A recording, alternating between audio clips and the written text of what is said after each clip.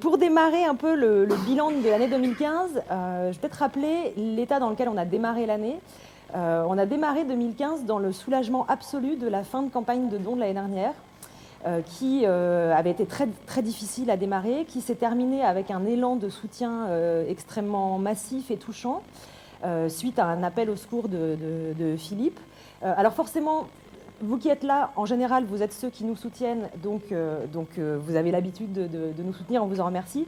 Mais Philippe en reparlera tout à l'heure, ça a été extrêmement touchant de voir que le jour où on a dit publiquement qu'on ne tiendrait pas plus de 3 mois, on a eu en 3 jours 250 000 € qui sont arrivés, sachant que... ouais. Sachant que grâce à nos amis du ministère de l'économie, nous n'avons pas le droit à une déduction fiscale, que les gens qui nous donnent vraiment pour un soutien totalement, sans contrepartie aucune. Voilà, sans soutien intéressé. Donc on aimerait bien ne pas renouveler cet appel au secours cette année, déjà pour nos nerfs. Parce qu'on ne peut pas tenir en étant à chaque fois au bout du rouleau à la fin de l'année, parce qu'on a besoin de pouvoir anticiper. On a mis en place un système de dons récurrents qui marche plutôt pas mal, où on a 600 et quelques donateurs récurrents actuellement. On aimerait monter à 1000 à la fin de la campagne de dons. Ça nous permet d'avoir une vraie base régulière. Et puis on espère que l'enthousiasme de l'année dernière va continuer. Alors pour faire ce petit bilan de 2015... je vais passer très rapidement les quelques sujets sur lesquels on a travaillé. On a commencé dans l'ambiance des attentats et surtout de tout ce qui s'est passé après les attentats de janvier, où on a eu un gros travail à faire d'explication, d'information en réponse à la tentation immédiate de la sécurité, de la surveillance en réponse aux attentats. C'était quelque chose auquel qu'on n'avait évidemment absolument pas prévu, et qui nous a amené un très très gros travail pour mettre en garde les politiques et la population contre cette tentation de la surveillance. Ça a débouché sur la loi sur le renseignement. Je ne vais pas refaire toute l'histoire de la loi sur le renseignement, qui a été un peu le gros dossier français de la Quadrature cette année. Juste dire un petit peu ce qu'on a essayé de faire sur cette loi. On a essayé de rassembler les opposants, d'essayer de coordonner, de pousser, d'encourager cette opposition, de pousser les citoyens à se prendre en charge, à aller voir les parlementaires, leur dire ce qu'ils en pensaient, etc. On a fait ce qui est un peu la marque de fabrique de la Quadrature, c'est de fournir une analyse juridique et une analyse technique, et de coupler les deux pour donner les armes aux citoyens et aux politiques pour pouvoir décider. On a essayé de faire émerger une campagne citoyenne, de rassembler la société civile. Il y a des gens ici, des associations qui ont énormément travaillé avec nous avec eux, chacun mettant au service de l'ensemble toutes ses forces, soit une force de frappe très importante médiatiquement comme Amnesty, soit des milieux professionnels comme certains syndicats, etc. Pour nous, ça a été vraiment très encourageant de voir qu'on pouvait rassembler comme ça des entrepreneurs aux syndicats, en passant par des associations extrêmement variées pour lutter contre une loi. Ça a été une défaite législative, mais je pense que là où on peut quand même se dire que le boulot a été fait, c'est que politiquement, on a aidé, poussé à ce que le débat se place sur le terrain des libertés. Et ça, c'est important parce que c'était une loi qui était censée passer comme une lettre à la poste après les attentats, etc. Et on a mis tous ensemble de sérieux bâtons dans les roues de cette logique de surveillance et de peur. Et ça, c'est quelque chose dont, collectivement, on doit tous se féliciter. Ça a été vraiment un travail très, très collectif, donc j'incite vraiment beaucoup là-dessus parce que ça a été, notamment avec l'Observatoire des libertés et du numérique, avec qui on travaille beaucoup, vraiment un travail collectif. Deuxième point important de l'année, c'est quelque chose dont on parlera aussi tout à l'heure, probablement avec Benjamin Bayard, c'est le travail de recours juridique qui se fait avec une petite équipe de juristes de FFDN, FDN et la Quadrature, auto-proclamés exégètes amateurs, qui attaquent quasi systématiquement, mais avec beaucoup de fond, tous les décrets qui découlent des lois, terrorisme, renseignement, etc., qui ont été votés. C'est une manière d'encercler, on va dire, le gouvernement, d'un côté avec l'action citoyenne, de l'autre côté avec l'action judiciaire. Et ça, pour nous, c'est extrêmement important de développer cette capacité-là. Donc pour la France, pour aller très vite, ça a été essentiellement ces questions de surveillance. Au niveau européen, on a repris la main au fur et à mesure de l'année, notamment avec l'arrivée d'Agnès, qui n'est pas là aujourd'hui parce qu'elle est à une conférence en Pologne, mais qui a repris beaucoup en main les dossiers européens cette année, notamment sur la neutralité du net et les données personnelles, où il a fallu reconstruire des ponts, reprendre des contacts, reprendre l'analyse des textes, essayer de remonter des campagnes. Ça a été quelque chose de difficile parce qu'on travaillait sur des dossiers qui sont dans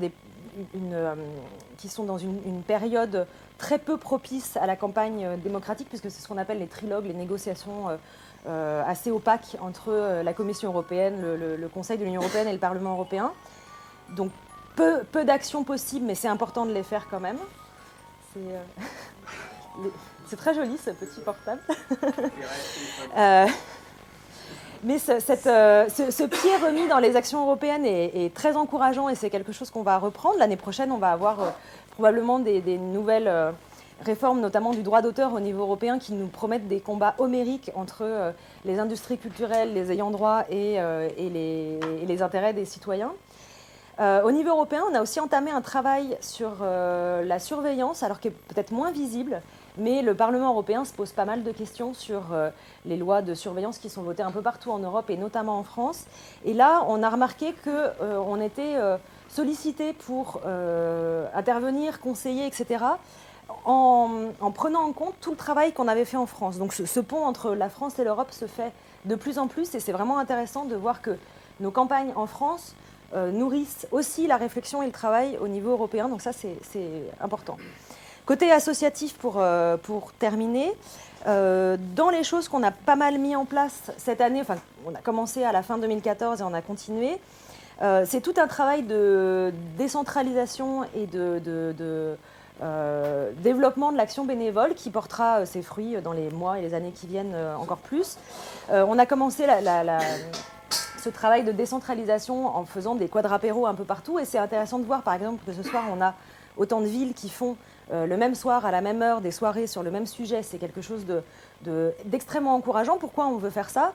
Parce que déjà, la Quadrature du Net, ce n'est pas une association parisienne, c'est une association française, voire et internationale, mais qui a besoin de se développer en France.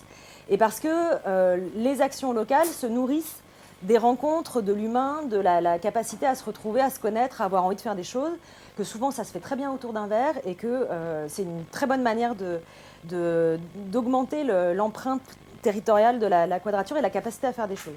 Donc ça, c'est quelque chose qui marche bien et qu'on va continuer.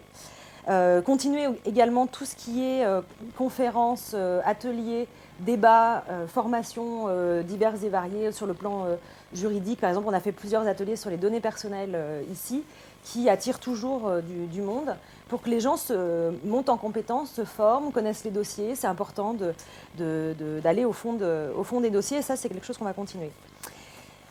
Pour 2016, on a en ligne de mire, en attendant ce qui nous arrivera dessus sans qu'on l'ait attendu, le projet de loi sur le numérique qui va arriver dans pas très longtemps, qui est l'objet de batailles très importantes entre pas mal de groupes d'intérêt. Notamment l'opposition numérique culture qui risque de faire des vagues. Au niveau européen, donc la réforme du droit d'auteur, si les ayants droit ne bloquent pas toute tentative de réforme. On va continuer notre travail de proposition positive. C'est aussi un des chantiers qui a été vraiment intéressant à mener cette année, c'est de remettre à jour toute la plateforme de proposition de la Quadrature. Et ça, c'est quelque chose d'important. Déjà parce qu'on ne fait pas que râler, on a aussi des choses à proposer, on est aussi capable d'avoir une réflexion qui ne soit pas que de la réaction à des projets de loi, et ça c'est important de pouvoir mettre en avant cet ensemble cohérent. On va également refaire le site internet de la Quadrature, ce qui n'est pas du luxe, après quelques années de fonctionnement, essayer de le rendre plus clair, plus axé sur les actions des bénévoles, donc ça c'est en cours grâce notamment à Claude qui est ici. Développer encore l'action bénévole, la décentralisation, développer des nouveaux outils aussi, ou reprendre certains outils. Il y a Mémopole qui a été beaucoup retravaillé en sous-main cette année. Donc Mémopole qui est un outil d'agrégation, de positionnement politique, quelque chose qui est très important de garder la mémoire des positionnements politiques qui devrait, donc Mémopole devrait reprendre une nouvelle vie bientôt. Et puis continuer tout ce travail de réseau avec des associations, de s'ouvrir sur d'autres associations qui ne traitent pas forcément nos sujets, mais qui ont forcément une part de numérique, une part de questionnement numérique dans leur travail. Et comme nous, on ne peut pas et on ne veut pas traiter l'intégralité des sujets de la société, c'est extrêmement important que tous ces groupes, ces associations soient à un moment capables d'elles-mêmes prendre en main la question numérique la question des droits numériques dans leur travail. Voilà un peu pour le bilan projection. Je vais laisser la parole à Philippe.